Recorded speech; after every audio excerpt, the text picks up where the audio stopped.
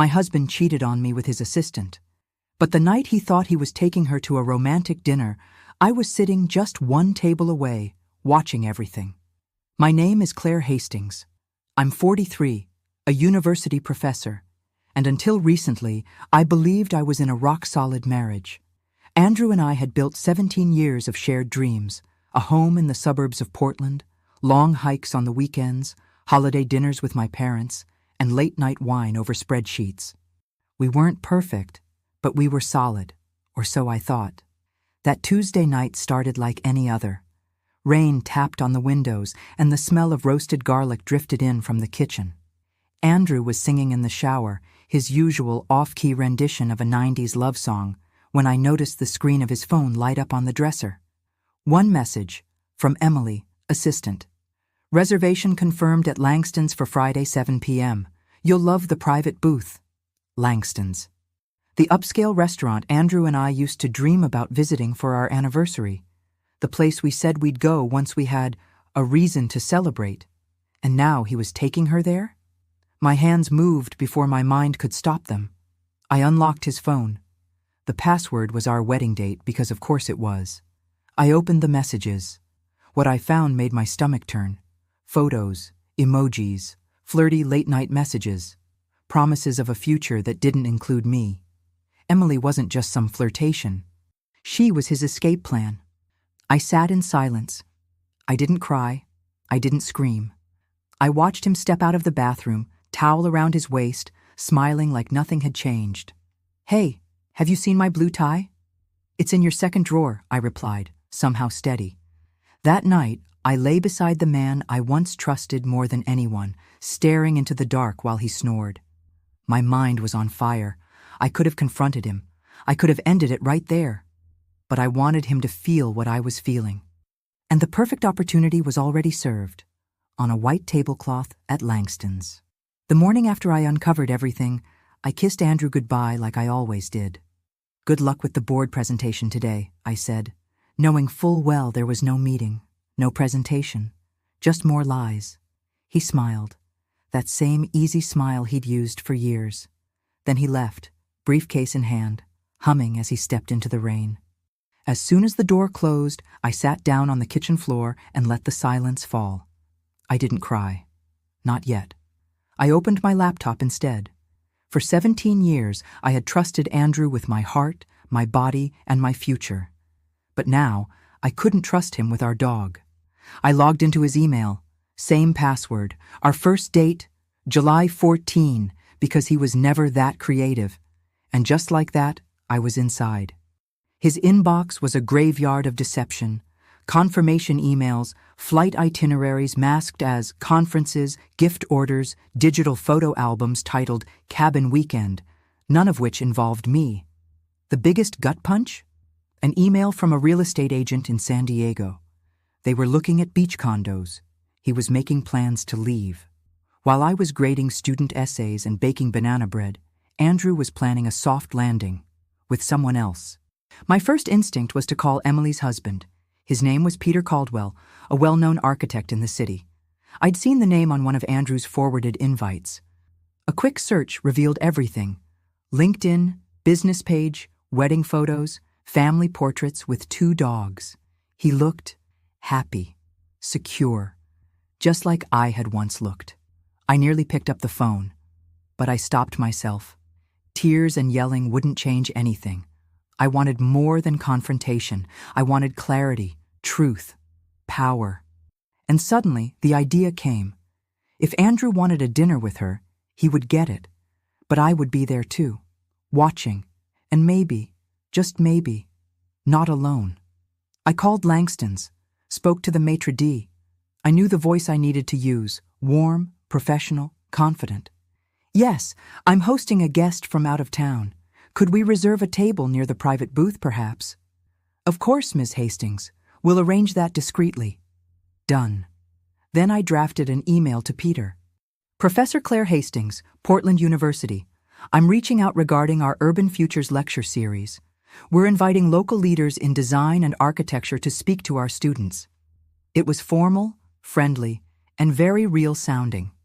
If you're available, I'd love to discuss it over dinner this Friday evening. I have a reservation at Langston's at 7 p.m. He responded within hours. Cordial. Grateful. It's an honor to be considered. I'll see you Friday. Perfect. The rest of the week felt like walking through a fog. I still cooked dinner. I still answered emails. I still asked Andrew about his day, but I wasn't his wife anymore. I was a woman who knew the truth and was done pretending. Friday approached like a slow drumbeat, and when the sun rose that morning, I didn't wake up with dread. I woke up with purpose. By Friday evening, I was no longer the woman who had frozen in front of a glowing phone screen. I had transformed. I dressed with care, but not to impress Andrew. This time, it was for me. A navy sheath dress that hugged in all the right places, pearl earrings he had given me on our 10th anniversary, and red heels I rarely wore, because once, Andrew said they made me look like I was trying too hard.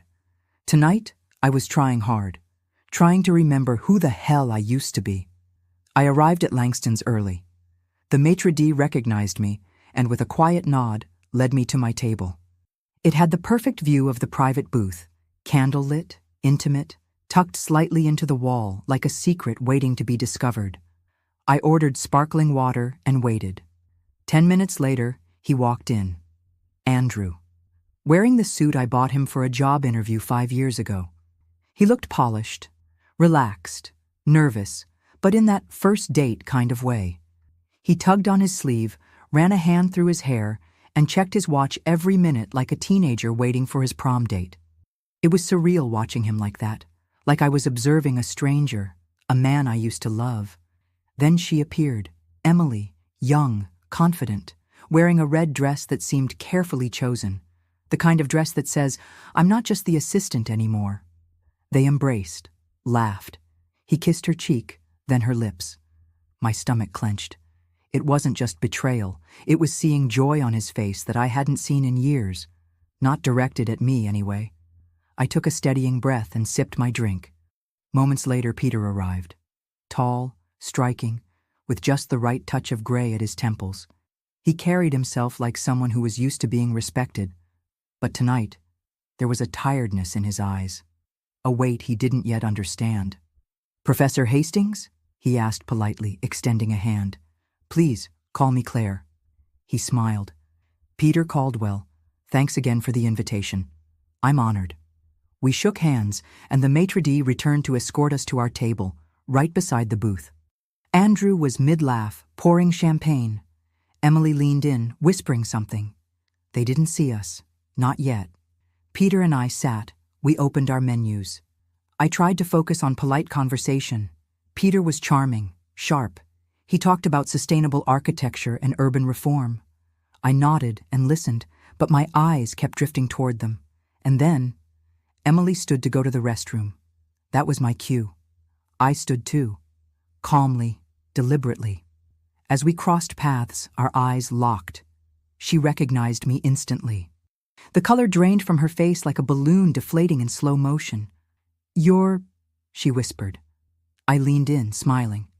"Yes, I'm Claire Hastings, Andrew's wife." I watched her lips tremble. "And you?" I added, nodding toward Peter at our table. "You must be his wife." The fear in her eyes was almost pitying. I held her gaze a second longer, then turned and walked back to my seat. By the time she returned to the booth, her hands were shaking. Andrew looked confused, concerned. And then his eyes found mine. His world stopped, because now he knew. And the dinner had only just begun. Andrew's expression was one I had never seen before, not even during funerals or job losses. It was the look of a man watching his perfectly constructed lie detonate. I gave him a small nod. Nothing dramatic, nothing loud, just enough to let him know. I know. And I planned this. Emily sat down across from him, visibly shaken. Her hands trembled as she reached for her glass of water, knocking it slightly. Andrew whispered something, probably trying to steady her, but she couldn't focus. Her eyes kept darting to our table. Peter noticed too. "Are you all right?" he asked, gently placing his napkin down. I nodded slowly. Actually, there's something you should know. I stood up again, but this time with full intention. Peter followed. We approached their table, and Andrew stood up so fast he nearly knocked his chair over. "Claire," he stammered. "Evening," I said with polite coldness. "I'd like you to meet someone." "Peter Caldwell," Peter said, confused but courteous. "Emily's husband." Andrew froze. Emily's mouth opened, but no words came out. For a moment, no one breathed. "I thought," I continued, "since the four of us ended up here tonight, coincidentally, of course, we might as well sit together." Andrew looked like he wanted to run. Emily looked like she already had, internally. Peter's confusion began to melt into realization. And then pain. Raw, real pain. "Wait," he whispered. "Emily, I'm sorry," she muttered, avoiding his eyes. "Peter, I didn't wait for her to finish. I turned to the maitre d', who had been watching with professional curiosity from the bar. "Would it be possible," I asked, "to combine our tables in a private dining room?" He blinked. Then, with the poise of a man used to unexpected drama from wealthy clientele, he nodded. "Of course. Right this way." The four of us followed him through a quiet hallway to a small, secluded room, dimly lit, beautifully set, but now carrying the weight of 4 ruined lives. We sat, Andrew and Emily on one side, Peter and I on the other. The divide between us as clear as the linen napkins folded on each plate. No one spoke. Finally, Andrew cleared his throat. "Claire, how did you—" "Does it matter?" I asked. "You didn't exactly cover your tracks." Peter turned to Emily. "How long?" She didn't answer. "That's the thing about affairs," I said softly, looking at Andrew. "They live in fantasy, in shadows. They don't survive the light." He looked away. Emily wept silently, mascara bleeding down her cheeks. Peter just stared. Then finally, his voice cracked. "Did you ever plan to tell me?" Emily shook her head, barely breathing. "I didn't know how." Andrew tried to jump in, classic damage control. "Claire, No," I said sharply, turning to him. "Don't do that. Don't pretend this is new. You've been living this lie for almost a year. While I cooked your dinners, washed your shirts, and planned our anniversary, you were planning a life without me." He swallowed hard. The shame in his eyes was thick enough to drown in. I had imagined this moment for days, had thought it would bring me satisfaction, but as I looked across that table, all I felt was sadness. We had spent years building a life I thought was real.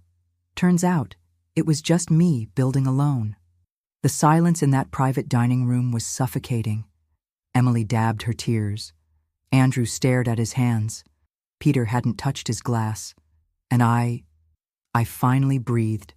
After 17 years, I saw everything clearly. "Do you know what hurts the most?" I said, my voice low but steady. "It's not that you had an affair, Andrew. It's that you smiled at me every day while you did." His head dropped. He didn't deny it. "I made excuses for your late nights, your new cologne, the way you flinched when I touched your phone." I turned to Emily. "And you, God, you sat at our dinner table during the holiday party. You toasted our marriage." Her voice was barely a whisper. "Claire, I'm so sorry." "Don't be," I said flatly. "Just don't ever pretend to be a friend to another woman again." I opened my clutch and pulled out a small envelope, placed it on the table in front of Andrew. "What's this?" he asked. "The key card to the hotel across the street. I won't be going home with you tonight. Or ever again." His face collapsed. "Claire, wait." I did wait. For months. For signs. For honesty. I slid my wedding ring off my finger and set it next to the envelope. "I'm done waiting." Peter sat in stunned silence, watching everything unfold. I turned to him, softer now. "Peter, I'm truly sorry you had to find out this way. You didn't deserve it. None of this is your fault." He nodded, eyes rimmed with red. "Neither did you." I stood. Andrew reached out instinctively, but I stepped back. "You don't get to touch me anymore." The maitre d' returned, sensing the tension had reached its conclusion. I smiled politely. "We're finished here. Thank you for your discretion." I didn't look back as I left. Outside, the cool evening air hit my skin like a baptism. I felt clean, clear, and yes, cracked wide open, but free. The hotel lobby was warm and golden, and the clerk greeted me kindly. "Ms. Hastings, your suite is ready."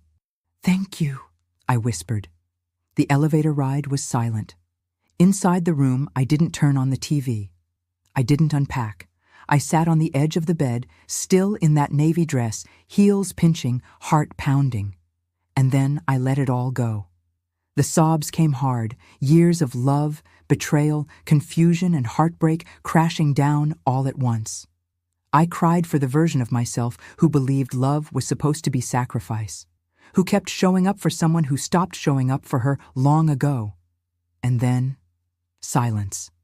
A quiet, deep silence, the kind that comes after the storm. I walked to the mirror, looked into the eyes of the woman I had forgotten, strong, exhausted, but unbroken. That night, I didn't sleep much, but I felt more awake than I had in years. And just when I thought the evening was over, there was a soft knock on the door. I froze. I walked to the peephole, expecting Andrew, maybe begging for a second chance, but it wasn't him. It was Peter. I hesitated before opening the door. What could he possibly want? When I did, Peter stood there, hands in his pockets, face pale and tired, like a man who had just lost something he never thought he'd question. "I'm sorry," he said. "I didn't mean to bother you." I stepped aside. "Come in." We didn't hug. We didn't say much. We just sat, two people who had just watched their entire lives get ripped apart in a five-star restaurant. He looked around the room, then back at me. "You knew?" I nodded. "Since Tuesday night." He blinked. "That long, and you still held it together." I shrugged, a sad smile on my lips. I didn't have the luxury of falling apart. Not yet.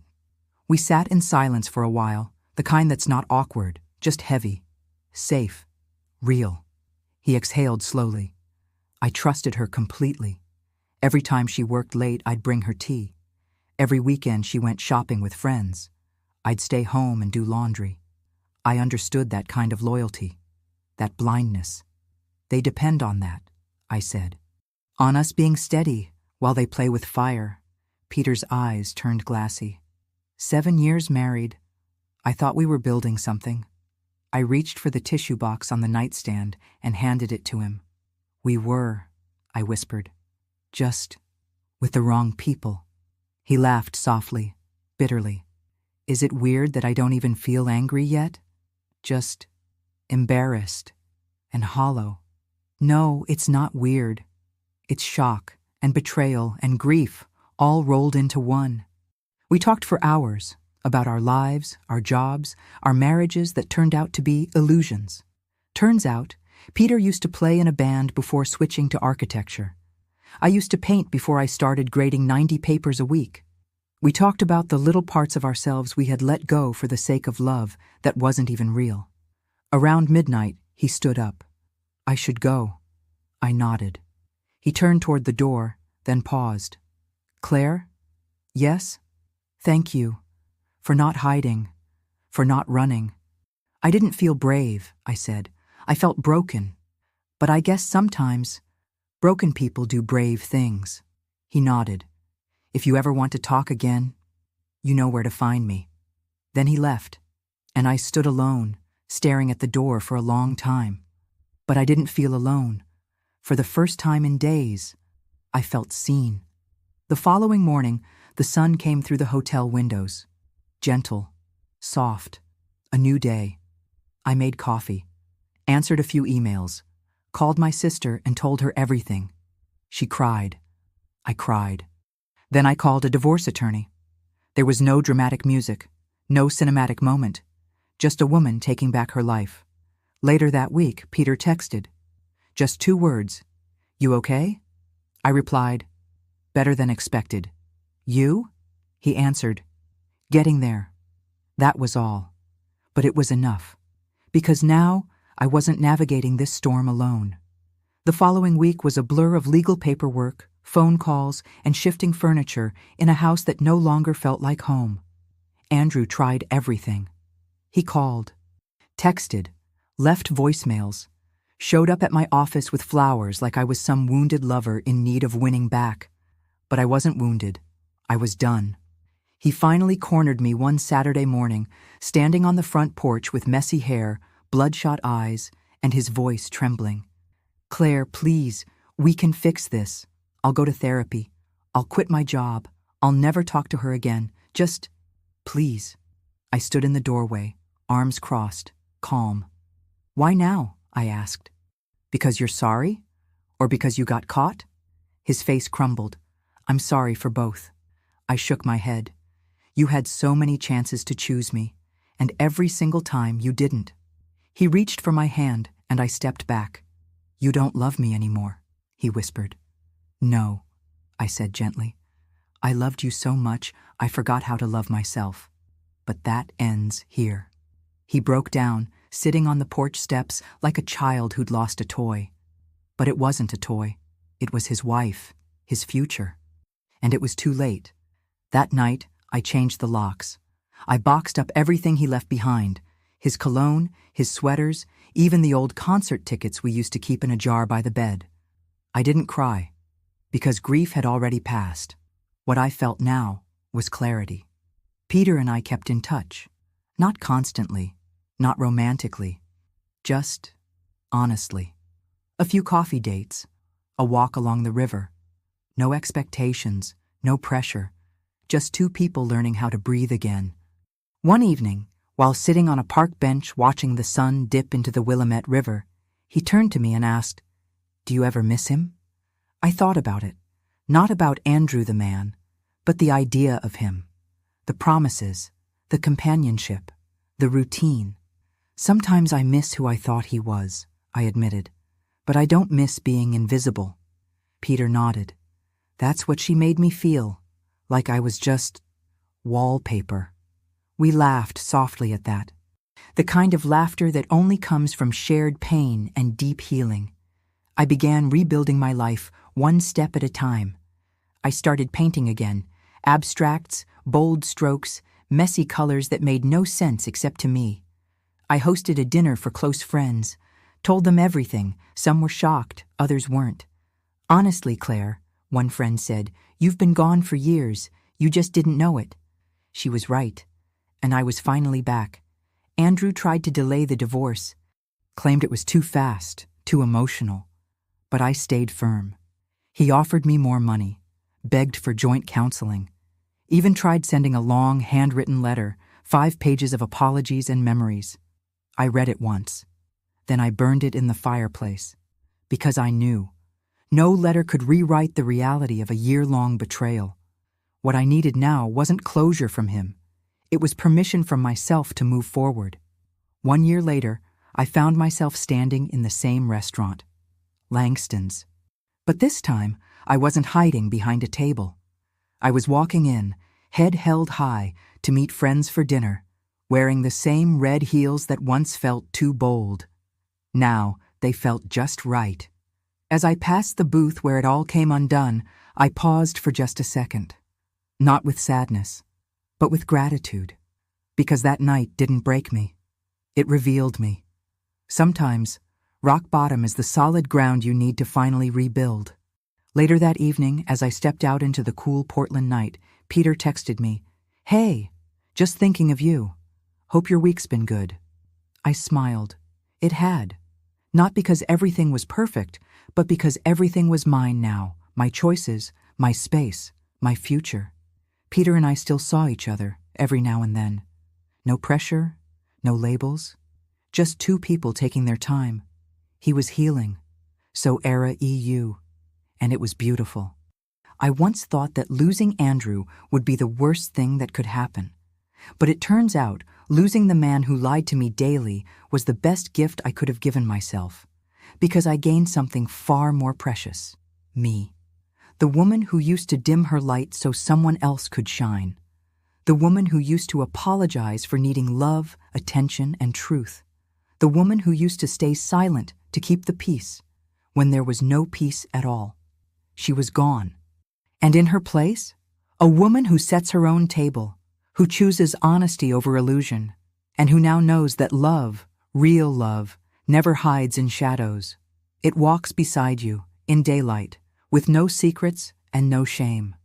If you're reading this, or maybe watching this, because this is a story I've finally chosen to share, it's because you need to hear this. You are not crazy for feeling the shift.